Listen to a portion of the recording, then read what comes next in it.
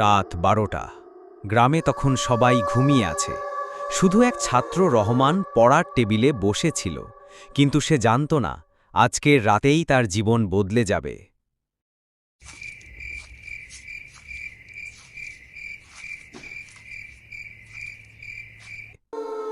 ঘরের এক কোণায় রাখা ছিল একটা পুরনো আয়না। বহু বছর ধরে কেউ ওটা ব্যবহার করত না। শোনা যায় ওই আয়নায় রাত 12টার পর অন্য কিছু দেখা যায়। রহমান এসব বিশ্বাস করত না। সে দাঁড়ালো আয়নার সামনে। প্রথমে সব স্বাভাবিক, কিন্তু হঠাৎ আয়নায় দেখা গেল তার প্রতিবিম্ব আস্তে আস্তে হাসছে, অথচ রহমান তো হাসছেই না।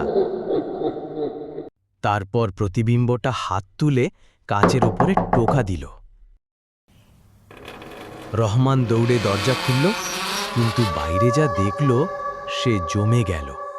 দরজার সামনে দাঁড়িয়ে আছে তার নিজের প্রতিবিম্ব, আয়নার ভেতরে নয়, বাস্তবেই। তুমি কেন আমার জায়গায় আছো? আমি তো বাইরে বেরিয়ে গেছি।